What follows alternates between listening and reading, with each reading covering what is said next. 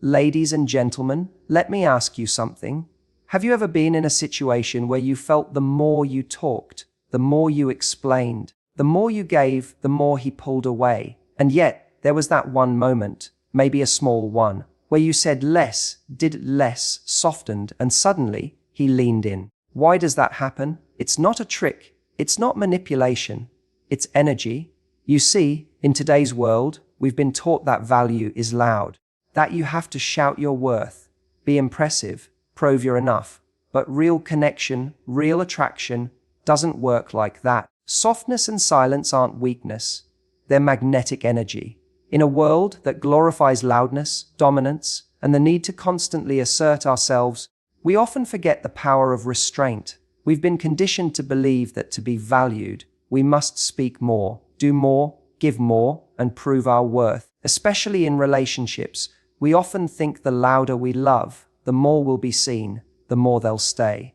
But the truth is, there's a unique kind of power in what's not said, in the calm stillness that doesn't beg for attention, yet captivates it completely. When a woman shows up with softness, not submissiveness, but softness, it's disarming. Most people operate in emotional defense mode.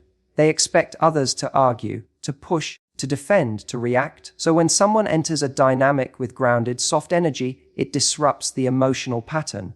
A man, especially one used to high, stimulation or control-based connections, will suddenly feel something different in her presence. Not the noise of demand, not the pressure of proving, but the calm, unshakable stillness of someone who knows her value without announcing it. This isn't about silence as a tool of punishment or manipulation. It's not the cold shoulder. This is emotional presence. It's when you're quiet, not because you're unsure, but because you're sure enough not to force anything. You stop over-explaining. You stop convincing. You don't fill every gap in the conversation just to avoid discomfort. You let things breathe. And in that space, curiosity grows. Silence and softness are not passive. They are a form of strength that says, I am not here to compete for attention. I am not here to chase connection. I am connection. And when a man experiences that he feels pulled, he may not understand why, but he feels it. It's magnetic. Because the truth is, desperation repels and certainty attracts. Softness wrapped in self-worth creates a gravitational pull. And silence, when it comes from a place of inner calm, not fear, makes people want to lean in closer. They want to know what you're thinking, what you're feeling, why you're not reacting like everyone else, why you're not chasing like they expected. That's when the obsession starts, not because you played hard to get, but because you didn't try to get anything at all.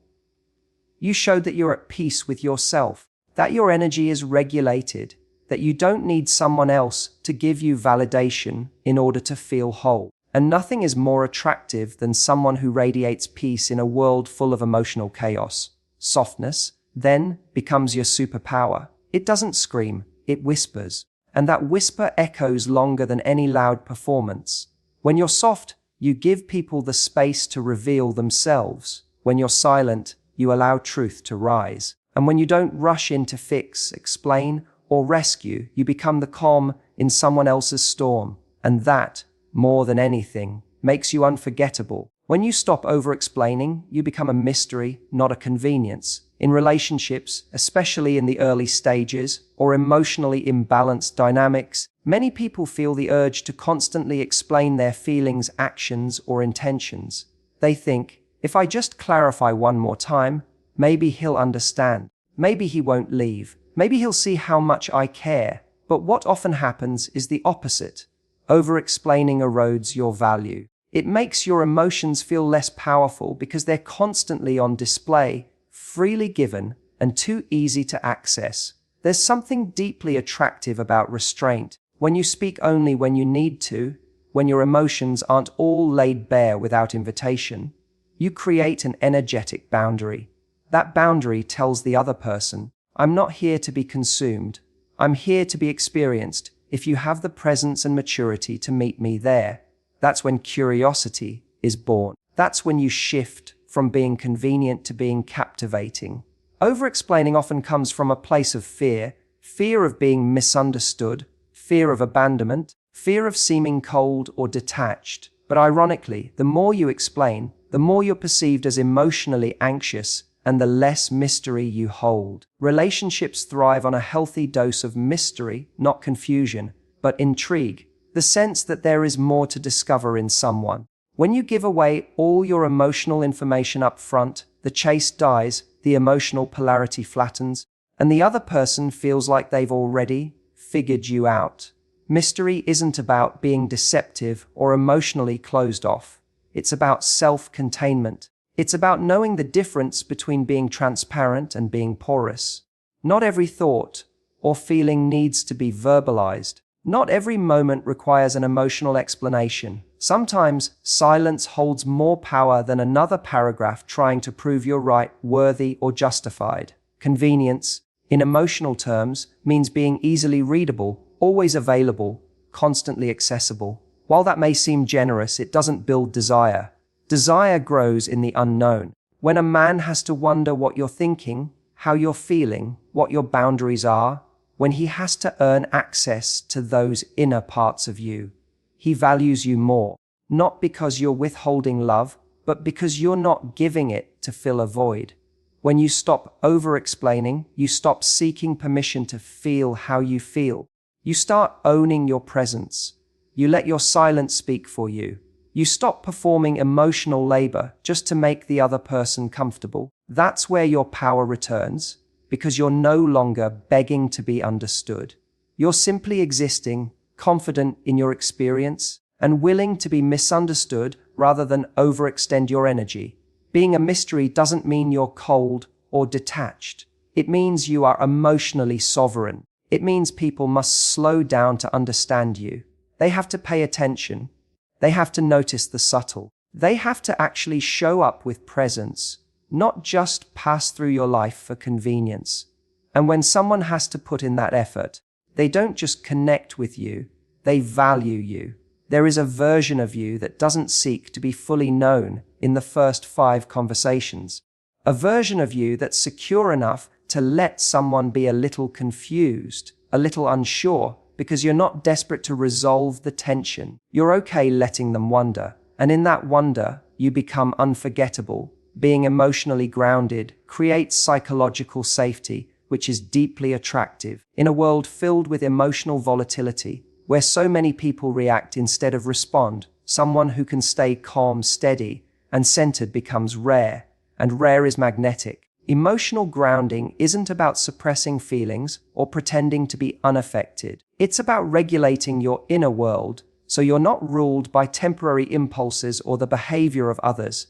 It's a quiet confidence, an unshakable presence that says, I know who I am, and I'm okay. Whether you choose me or not, psychological safety is what allows people to let their guard down.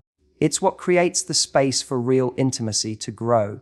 When someone feels like they don't have to tiptoe around your emotions, when they sense that you're not easily triggered, guilted, or thrown off course, they relax, they feel safer. And that safety becomes the foundation for desire, trust, and real connection. People often confuse emotional intensity with emotional depth.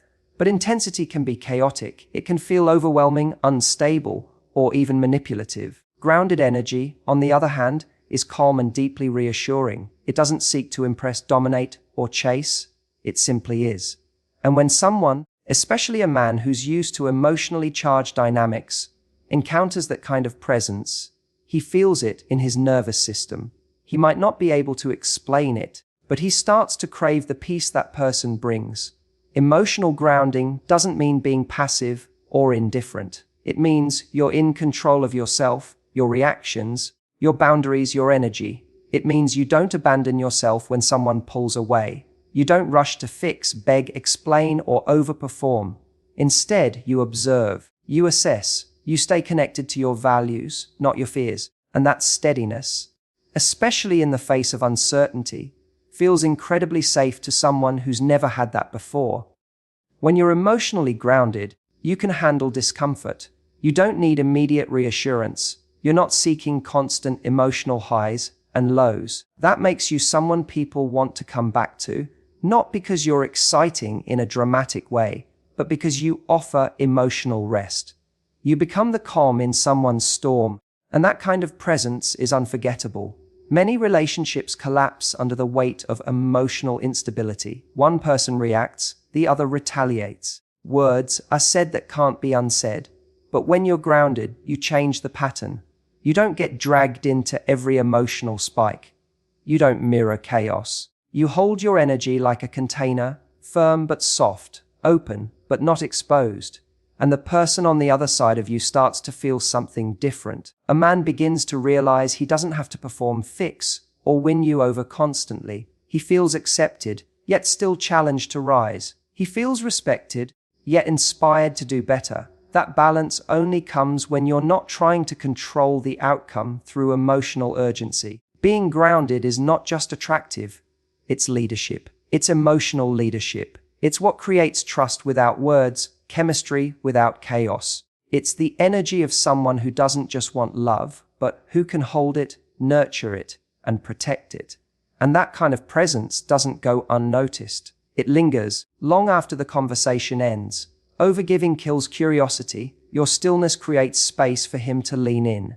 In the early stages of connection, or even deep into a relationship, many women find themselves giving more and more. Attention, affection, time, explanations, energy. It feels natural, even loving. You want him to feel cared for, to feel secure, to know you're invested. But what often happens when you start giving from that unbalanced place is that you rob the other person of the space to participate. You fill the emotional room so completely that there's no air left for him to breathe, to reach, to chase, or to wonder. Curiosity is what makes someone want to know you, not just be with you. It's what makes a person feel like they're discovering something, not simply being handed it. When you give too much too soon, whether it's emotional availability, physical closeness, or constant communication, you satisfy a hunger that hasn't even had a chance to grow. And in doing so, you unintentionally dull the desire for pursuit. Stillness, on the other hand, is powerful. When you don't rush to close every gap, when you don't overextend to manage his experience, you allow him to feel the natural tension that drives connection. You let him wonder how you feel. You create room for him to initiate, to question, to lean in. Not because you're playing games, but because you understand that relationships require mutual energy. When one person is doing all the giving, all the reaching, all the initiating, the connection becomes lopsided, and lopsided love isn't sustainable. There's a difference between generosity and overgiving. Generosity comes from a full heart, from confidence, from security. Overgiving often comes from fear, the fear of being replaced, the fear of being misunderstood, the fear of losing someone if you're not constantly proving your value. But the truth is, the more you try to prove your worth through effort, the less space there is for someone to value you simply for who you are. Stillness isn't coldness. It's not silence meant to punish or manipulate. It's emotional restraint that stems from self-worth. It's a knowing that says, I don't need to convince you. I'm here. You're welcome to meet me. That kind of energy is irresistible because it feels rare. It feels peaceful. It feels like something worth leaning into. When you're still, you're not disappearing. You're allowing the connection to balance itself. You're showing that you can hold your own energy without spilling it into someone else to keep the bond alive. You're not pushing or pulling. You're simply being, and in that being, you become more compelling.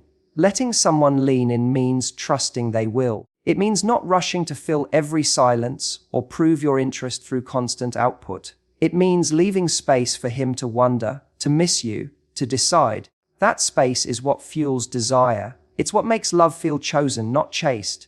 Overgiving often starts with good intentions, but it ends in exhaustion. Stillness, however, invites curiosity, effort, and genuine pursuit. When you stop giving to earn someone's place in your life and instead allow them to show up with theirs, you stop managing love and start receiving it. And the people who are meant to lean in will. Let him wonder about your emotional world instead of handing it to him. One of the most common ways women lose their power in relationships is by offering too much, too soon, especially emotionally. In the desire to be open, to be seen, and to create connection, it can feel tempting to share everything you're thinking and feeling right away.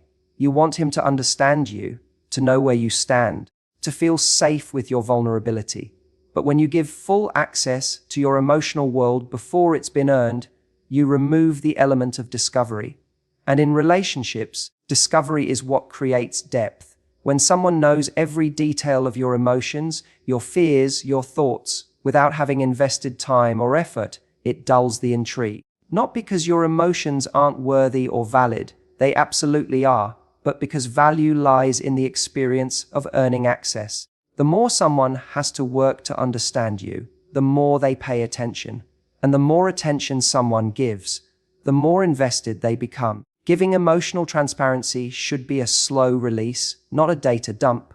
When you reveal your heart all at once, when every reaction, every insecurity, every moment of emotional vulnerability is laid out too early, it creates emotional saturation. He doesn't have to guess, to ask to lean in.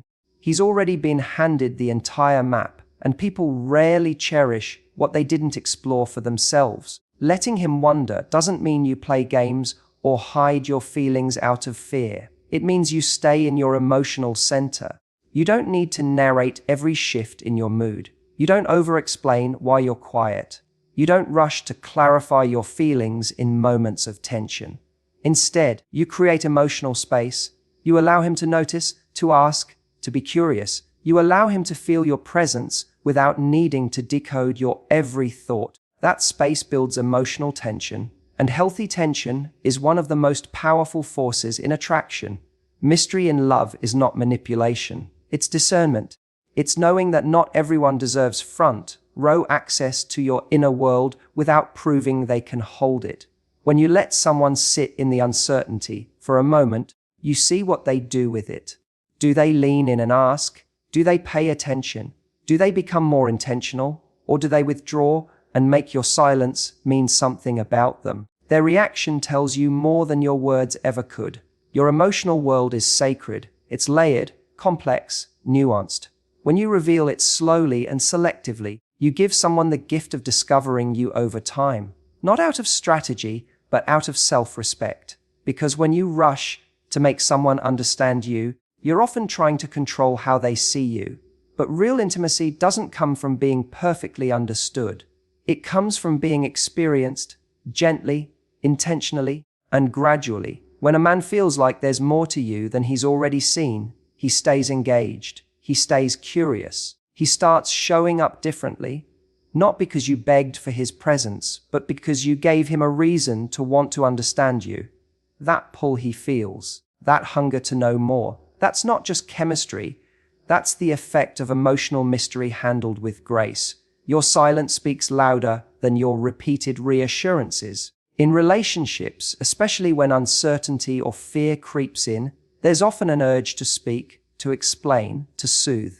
You want to make sure he understands your intentions, knows you care, and doesn't misinterpret your quiet moments as disinterest or anger. But what often gets missed is that too much reassurance, too much talking, can dilute your impact. It can make your feelings feel like background noise instead of something valuable and intentional.